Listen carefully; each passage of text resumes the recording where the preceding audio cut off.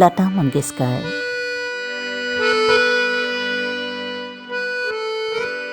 এগৰাকী ব্যক্তিৰ নাম নহয় এয়া, এটি প্ৰতিষ্ঠানৰ নাম। এই প্ৰতিষ্ঠানত সংযোজিত হৈ আছে ভাৰতৰ বৰ্ণিল সংগীতৰ বহু সোণালী ইতিহাস।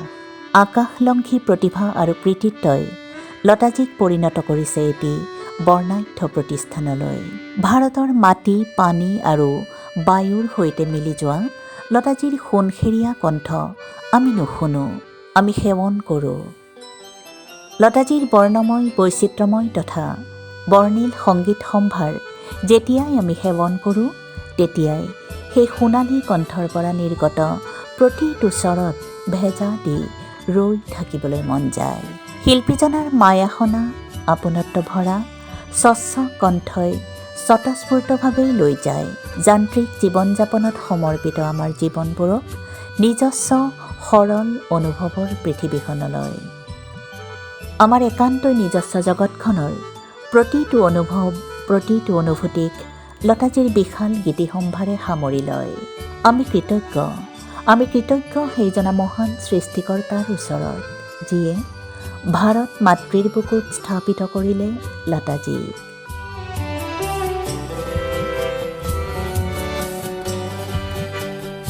(1929) চনৰ 28 ছেপ্টেম্বৰত লতাজীৰ জন্ম।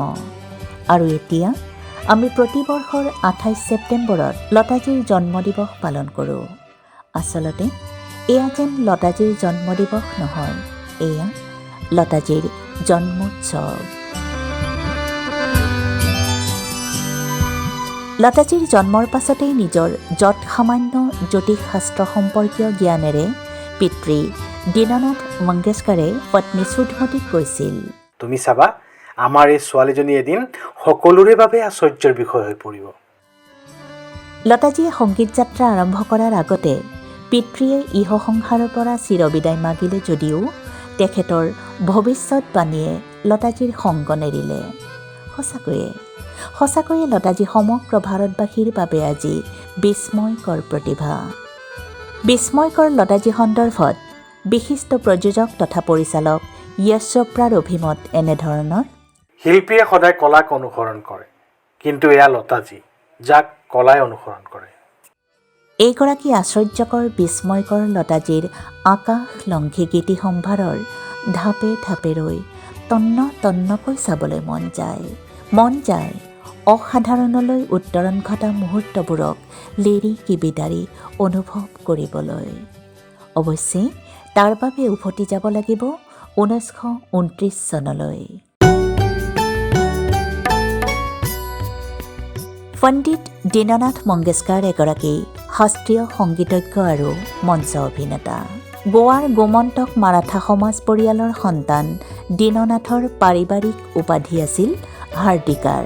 কিন্তু নিজৰ জন্মস্থানৰ প্ৰতি থকা গভীৰ অনুৰাগৰ বাবে তেওঁ গোৱাৰ মংগেশীক ব্যক্তিগত জীৱনৰ সৈতে সাঙুৰি মংগেশকাৰ উপাধি গ্ৰহণ কৰে। গোৱাৰ পৰা স্থানান্তৰ কৰি এটা সময়ত দীননাথ মংগেশকাৰে মধ্যপ্ৰদেশৰ ইন্দোৰৰ শিখ মহল্লাত থিতাপি লয়। ইফালে মহাৰাষ্ট্ৰৰ থালনাৰৰ যুৱতী সুধমতী। যথাসময়ত সুধমতীৰ বায়েকৰ সৈতে দীননাথৰ বিবাহ সম্পন্ন হয়। তেওঁলোকৰ মাজলৈ এটি পুত্ৰ সন্তানৰ আগমন ঘটে। কিন্তু জন্মৰ কিছুদিনৰ পাছতে সন্তানটোৰ মৃত্যু হয়। পুত্ৰশোকত জৰ্জৰিত মাতৃৰো কিছুদিন পাছতেই মৃত্যু ঘটে। বায়েকৰ মৃত্যুৰ পাছত সুধমতী দ্বিতীয়া পত্নীৰূপে দীননাথ মংগেশকাৰৰ জীৱনলৈ আহে।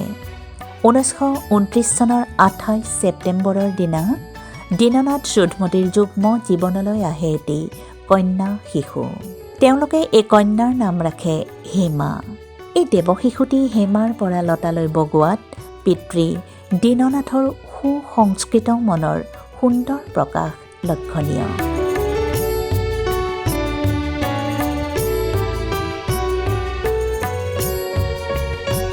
হেমাৰ জন্মৰ পাছত দীননাথ মংগেশকাৰ ভাওবন্ধন নামৰ এখন নাটকৰ কামত ব্যস্ত হৈ পৰিছিল। ভাওবন্ধনত এটি নাৰী চৰিত্ৰৰ নাম আছিল লতিকা।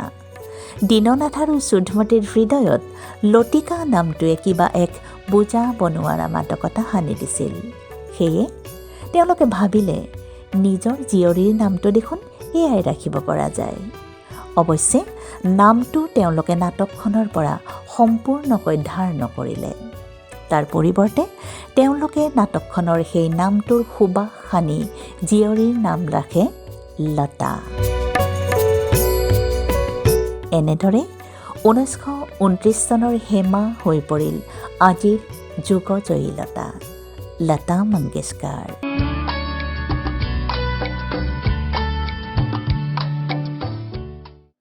লতাৰ জন্মৰ পাছত দীননাথ চৌধুমতীৰ জীৱনলৈ আহে আৰু 4টা সন্তান, আশা, উষা, মীনা আৰু হৃদয়নাথ।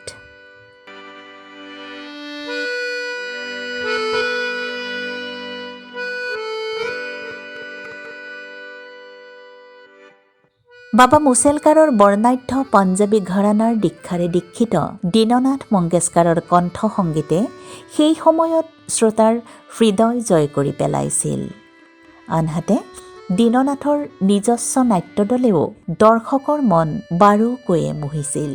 নাট্যদলটোৱে সগৌৰৱে ভ্ৰমি ফুৰিছিল পুনা, কোলহাপুৰ, ছাটাৰা, চাংলি, মিৰাজ আদি ঠাই।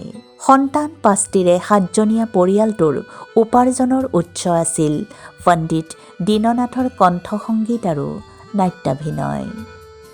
অৱশ্যে কলা সংগীতৰ অক্লান্ত সাধক পণ্ডিত দীননাথৰ উপাৰ্জনৰ এই ভ্ৰাম্যমান পথটো সন্তান কেউটিৰ স্কুলীয়া শিক্ষা আহৰণৰ বাট মসৃণ কৰি তুলিবলৈ সন্মত হোৱা নাছিল।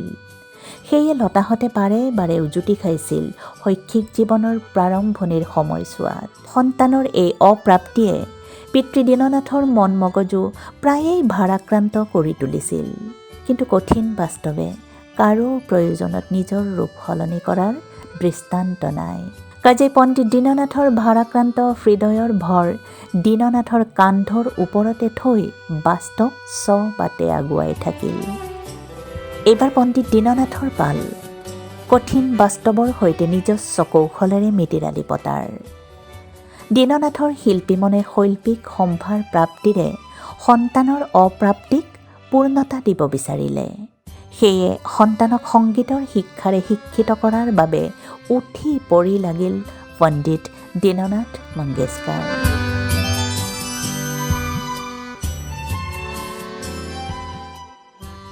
যিদৰে কোনো প্ৰাপ্তিয়ে জীৱনৰ পৰিপূৰ্ণতাক প্ৰতিনিধিত্ব কৰিব নোৱাৰে, তেনেদৰে কোনো অপ্ৰাপ্তিয়েও সম্পূৰ্ণৰূপে জীৱনৰ ব্যৰ্থতাৰ স্বাক্ষৰ বহন নকৰে।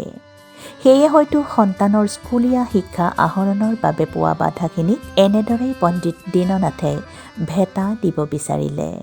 পিতৃৰ এই প্ৰচেষ্টাই সেই মজবুত তথা সুদৃঢ় ভেটি য'ত মংগেশকাৰ পৰিয়ালৰ সদস্যই আজি বিশ্ববাসীৰ সন্মুখত সগৌৰৱে থিয় দিছে।